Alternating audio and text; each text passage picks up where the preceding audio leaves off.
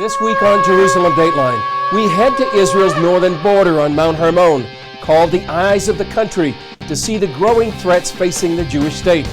Plus, how the refugee crisis is fueling anti-Semitism and affecting European Jews. I'm seriously asking the question if I can stay here and if there's a future for my children here. And a new campaign is mobilizing support for persecuted Christians in the Middle East.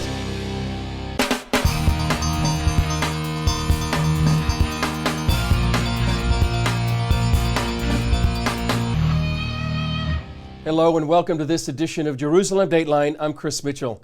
The civil war in Syria is now 5 years and counting. It's resulted in the deaths of thousands, a refugee crisis, and sent shockwaves through the Middle East. That includes Israel's strategic Golan Heights. We went to Israel's northern border to report on the new challenges and dangers facing the Jewish state. The borders of Syria and Israel merge on the heights of Mount Hermon. Major Nati Aharon is a company commander on Mount Hermon. We can't show you the Israeli bases for security reasons, but the mountain is called the Eyes of the Country, since from its commanding vantage point, you can see all the way to Damascus. Our eyes see all that's happening on the eastern side. We're checking everything that's happening there, and sadly, we see all the fighting. We need to be high enough so it's possible to see in the distance during the day and the night. That fighting has changed Israel's border. From the Israeli point of view, a year and a half ago, we have a dramatic change along the border when Al-Qaeda groups took over and actually control Quneitra Gate and control the 50 miles of the Syrian border. And as retired IDF colonel and security expert Kobi Marone points out, in addition to Al-Qaeda, attention must be focused on Iran and Hezbollah. The second thing from the Israeli point of view, Iran is about 1,000 miles away from here, but the chaos in Syria gave the Iranian regime a great opportunity to try to create in the northern part of the Golan Heights a real threat against Israel on the ground. These recent satellite images released by Stratfor Intelligence demonstrate how Iran's proxy Hezbollah has built a fortified base inside Syria. Some expect it could be used as a missile base to strike Israel. In nearby Lebanon, they already have 100,000 missiles aimed at Israel. It's part of the strategy that there is a chaos in Syria right now. And if they decided to retaliate to any Israeli attack, they can do it in Syria, which is not a country anymore. That's why they keep the Lebanese border very quiet. And if they decided to retaliate, they're doing it from the Syrian territory. That's why they build those new bases right now. And Russia has also seen an opportunity in the Syrian civil war. Since the withdrawal from Iraq in 2012, we see a clear decline of the American strategy over the Middle East, and the Russians use it very well. They are all over. I don't see American troops on the ground in the near future. And the Russia knows it, and that's why they not just keep their interest, they become the key player, and they actually, unfortunately, use the American weakness all over the Middle East. In the meantime, Aharon and his company will keep watch on Israel's border. First of all, we're very proud. It's a big privilege to be a commander and serve the people of this country. Everybody does their part. It's a long commitment, but it's worth it. From the heights of Mount Hermon to the cities and towns of Europe, the massive influx of refugees from Muslim countries is fueling an old problem there, anti-Semitism. And that's driving Jewish communities to consider their options. CBN News Middle East correspondent Julie Stahl has that story. For the Jewish community, the refugee crisis is a huge problem. According to Israeli author Manfred Gerstenfeld, that's because most are Muslims, a group behind some of the most extreme hate crimes in Europe. Many of them are anti-Semites from the most anti-Semitic countries in the world. Gerstenfeld blames what he calls massive non-selective immigration from Muslim countries. And with the new influx of refugees from the Middle East, it's getting worse. You bring them in, you don't register them properly, you don't know whether terrorists come them who sees Jews as a target. So for the Jews, it is a very major problem. Following last year's terror attacks in Copenhagen, one of them outside a synagogue, Israeli Prime Minister Benjamin Netanyahu made headlines by urging European Jews to come home to Israel. Thousands accepted the offer, and immigration from Europe to Israel spiked over the last 2 years. But Gerstenfeld tells CBN News it's not practical for everyone. The elites consider leaving, they send their children. But the people who know only French, what can they do?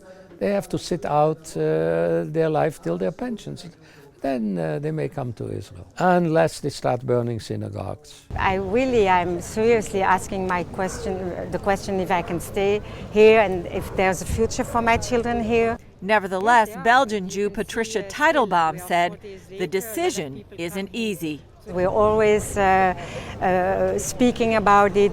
Should we leave? Should we stay? Above all, we are also Belgians, so we are used to compromise. We are still hesitating, probably more than the French Jews, because they are leaving in much higher percentage. But definitely we ask ourselves the question, yeah. Even in the midst of those questions, Teitelbaum is clear on one subject. She sees this as a warning for the West, because when attacks happen against Jews, it's only the beginning of trouble for everyone else. Julie Stahl, CBN News, Jerusalem. There's a saying that what begins with the Jews never ends with the Jews. It's all part of the warning out of Europe, but not just Europe. As John Wagi explains from Los Angeles, Israel's enemies number in the millions worldwide, but not all of them have guns and suicide vests. An economic and cultural war is another threat, and the battlefield is the college campuses, courts, and even churches. When Jerusalem Mayor Nir Barkat tried to address a group of students at San Francisco State last week, he was shouted down by members of the anti-Israel BDS movement. It stands for Boycott, Divestment, and Sanctions, and it's a powerful coalition of groups waging an economic and cultural war against Israel. This Stand With Us conference in Los Angeles is an effort to counter the BDS movement, to fight the deluge of anti-Israel hostility on college campuses and social media and in the global economy. Shir, an Israeli student, was shouted down and called a war criminal while she was speaking at a university in Tampa. They waited outside of the class, and we had to have a police escort to our cars because they kept following us and calling us names. How can you sleep at night? You are a murderer. It really hurts. As you can see, I'm standing here. I'm a civilized human being. I'm not a war machine. Alon is a former Israeli soldier. He says he's constantly challenged by rumors and half-truths about Israel by his foreign friends on social media. He was also shouted down on campus by BDS supporters. Standing up, shouting, screaming, and not even having an open discussion, just throwing out comments in the air without any open dialogue. No, it's freedom of speech for me, but not for thee. That is what is the mantra of the BDS supporters on college campuses. San Diego attorney Mika Danzig does pro bono work for people threatened by the BDS movement. He's angered that the freest society in the Middle East is singled out with the help of serial human rights abusers in the rest of the world. And you're saying the one Jewish state is so deserving of this, then you uniquely attribute all this evil to the one Jewish state. That can't help but spill over to Jews on campus. It can't help but spill over to Jewish businesses, to people who are supportive of Israel, to Zionists, non-Jewish Zionists, Christian Zionists who support Israel. They become the focus of this vitriol and hate, not just Israel. Several mainline Protestant churches are involved in the BDS economic war on Israel. The push began in the United Nations, targeting Israel for divestment in the same way churches targeted apartheid South Africa in the 1980s. Stand With Us CEO Roz Rothstein says some church leaders have bought into a campaign of disinformation that distorts the true picture in the Middle East. Because oftentimes it's not the people in the pews that are angry at Israel. It's the people in leadership positions that are moving in this direction and on false information, on half-truths. Rothstein says she's thankful for the millions of Christians who do support Israel. I'm a daughter of Holocaust survivors, and I am personally grateful to the community for standing shoulder to shoulder with the State of Israel and the Jewish people on these very difficult issues during these BDS campaigns. So thank you. John Waggy, CBN News, Los Angeles. Up next, a new campaign to raise awareness of the plight of persecuted Christians throughout the Middle East.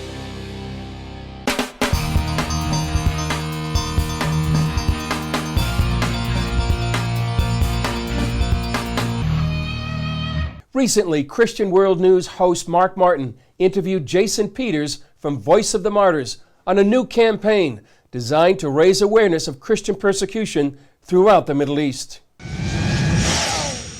The Voice of the Martyrs is a group that stands up for persecuted Christians, and Dr. Jason Peters is Associate Vice President for the VOM, and he joins us now with more. Welcome, Jason. Thank you. It's great to be here. Yeah, I appreciate your time today. Now, you've ministered to persecuted Christians in 40 countries. Why is persecution getting worse, Jason? Well, it's a good question. I think that Jesus promised that if we faithfully followed him, we would face persecution. And we're seeing that manifest largely because of the growth of Islamic extremists, which is really targeting Christians. Where have you seen the greatest suffering? Personally, I would have to say Sudan. Sudan has been one of the most difficult places to be a Christian in recent years. And most recently, it's been Syria and Iraq. Well, VOM is sponsoring a new movement called I Am In. What is this all about? Well, when Islamic militants came into Mosul, which was a part of the Nineveh plain, I mean, this was the biblical city of Nineveh. Christians have been there for many hundreds of years. ISIS came in and they started to spray paint things on people's home. And what it was the Arabic letter Nun, which is the way that Christians are identified in the Quran. It's the first letter of the word, which comes from Nazarene, Nazrani. So as this was spray painted on their houses, they had a few choices. They could either convert to Islam, they could pay this exorbitant jizya tax, which is like selling yourself into slavery. They could leave, or they would be killed. Well, I know VOM has a new book out called I Am Noon. It looks like I Am In, but it's actually I Am Noon. And it's a collection of stories from Christians who have faced persecution from ISIS and other Islamic extremists. Briefly share a story from the book that inspires you. Yeah, one of the most amazing stories is the story of a 13-year-old boy named Danjuma. And he was in northern Iraq, and he was attacked by Islamic extremists. They came into his village. They killed 23 Christians that night. With him, they hit him in the head with a machete. They tried to cut off his left arm. They ended up actually, believe it or not, cutting off his genitals. Just really harassing, oppressive kind of things. And now he's blind. But in spite of all that, you can read in the book how he says, even though they did this to me, God is in control and I trust him. And by the way, I forgive those men who did this to me because Jesus has forgiven me. Well, why is persecution not necessarily a bad thing, would you say? Well, because it provides a purification of the church. Persecution works to refine our faith. It works to challenge us to say, what do I really believe? Because if it's not tested, it's kind of hard for me to demonstrate that it's true. Well, what can our viewers do to make a difference? People want to help. They do. And one of the first things that persecuted Christians ask us for is we're sitting in a tent of a refugee, sipping tea and talking about it. I will ask them, how can we help you? The first thing they say is pray. Pray for us. And they'll mention occasionally that they're praying for us as well, because they say, we know that you're facing challenges. But to pray, though, you've got to know your family. And I like to think of it as brothers and sisters. Secondly, we provide practical ways to help. So people go to persecution.com. They can sign up for a magazine which tells them how they can help. Also, they find out ways they can practically provide assistance like family med packs. Well, Dr. Jason Peters from the Voice of the Martyrs, thanks again for being with us today. And we want to mention that your book, of course, from Voice of the Martyrs called I Am Noon. It is inspiring stories of Christians facing Islamic extremists, and it can be found at Christian bookstores and at Amazon.com, correct? Absolutely. All right. Thanks so much for your time today. Thank you very much. Appreciate it. Coming up, 2 Christian leaders speak out about their visit to Israel and standing with the Jewish state during this critical time.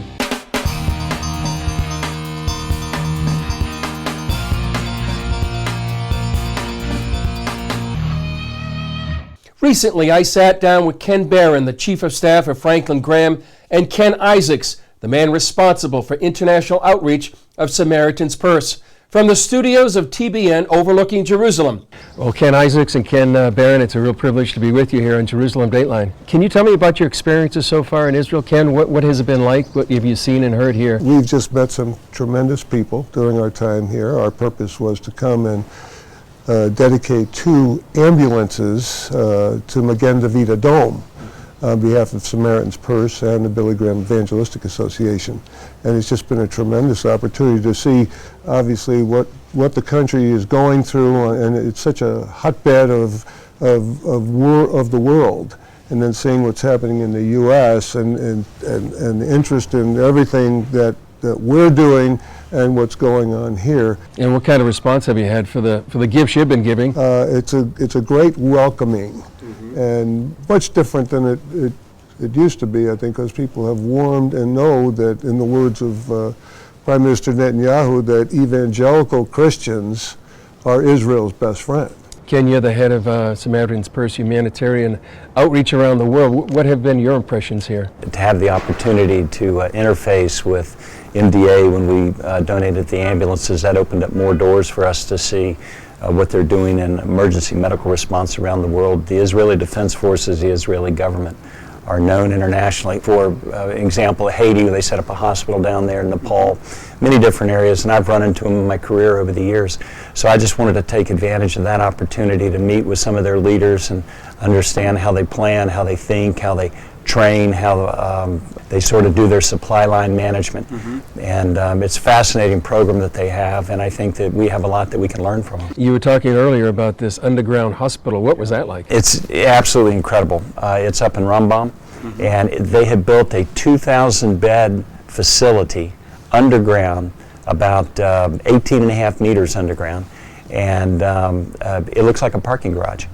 But it's got blast doors in it. It's absolutely incredible. But just to see how they have thought through and planned, engineered, and they've done all of this while they've had this huge hospital above them, maintaining all of its work, and they've dug out under it and built this incredible thing under it.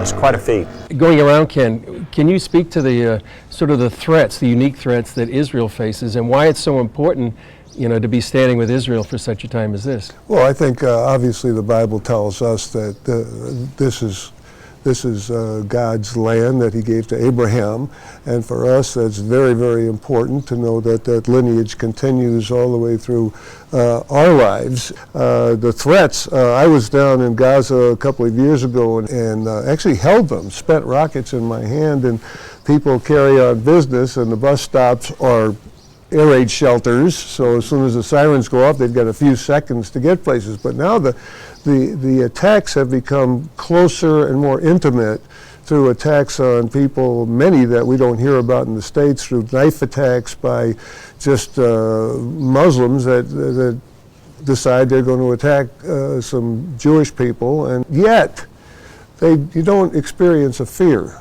here. You feel a sense of home here, and that's just one of the things that people live with. Yeah, Ken, what are some of your impressions and maybe the message you're going to be taking back to the States or wherever you're going to be going next?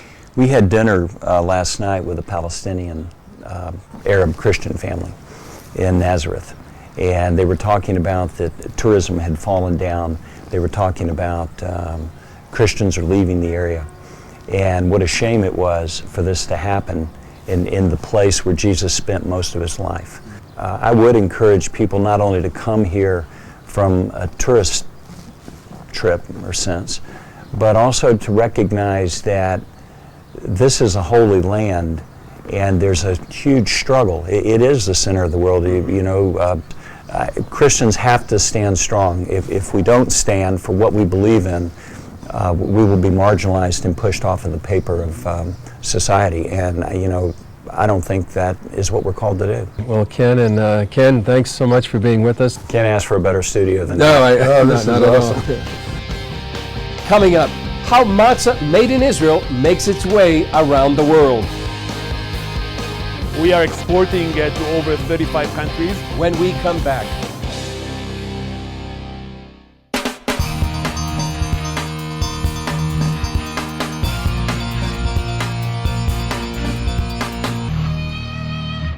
Every year, Jewish people around the world celebrate the Exodus from Egypt with a Passover Seder. This year it begins on April 22nd. One of the key elements is unleavened bread or matzah. If a whole country eats matzah for a week, that's a lot of matzah. Not only that, but they export too, and nearly 60% of the exports go to the U.S. Here's a look at how they make matzah in Israel. The Bible calls it the bread of affliction, unleavened bread or matzah. Every year, the Jewish people are commanded to retell the story of their exodus from Egypt and to eat unleavened bread for 7 days. Because the Lord made them live very fast, they had to make bread that didn't have time to rise, and they ate this flat bread, which is matzah. Roy Wolf is vice president of Matzot Aviv. He told CBN News the whole process, from mixing to rolling to shaping to baking, must be finished in 18 minutes, because the moment water touches the flour, it starts rising. And the whole process takes no longer than 3-4 minutes. But every 15 minutes, in order to avoid to have any leftovers of leavened dough, we have to clean the mixer system. Wolf is the 6th generation to work in his family's business, which started in 1887. They've been in the current factory since 1946. In the basements here where we have the flour silos today, the Haganah, the first defense forces, used to hide the weapons from the British mandate. Since 1946 we've been here making matzah. Of course, the factory was refurbished several times. At Matzot Aviv, they make about 20 tons of matzah per day. They start in October and work around the clock for the last month, except on the Sabbath, to provide matzah to Jewish communities in Israel and around the world. We are exporting to over 35 countries, to all Jewish communities around the world. From the large communities in North America to even the smallest community. There's one person that's in Wallis Island. He's the doctor of the island, and we are sending him matzah every year. And so he will be able to have a seder with matzah from Israel. But we also have Christian communities buying matzah in countries like Korea and Singapore, where I've been told that in some churches it's been used as the holy bread. The Last Supper would have been a Passover seder with unleavened bread. Because of that, many Christians like to take communion with matzah. Some even say that the design of the matzah, striped and pierced, is symbolic of the Messiah himself. You might think with all this matzah making that the Wolf family would get tired of Passover, but not so. We're waiting for this Seder. We usually come very tired to the Seder because I'm working until the same day in the afternoon. But it means a lot. This holiday, of course, means a lot to us. One Israeli compared matzah to a data drive, passing along information from generation to generation.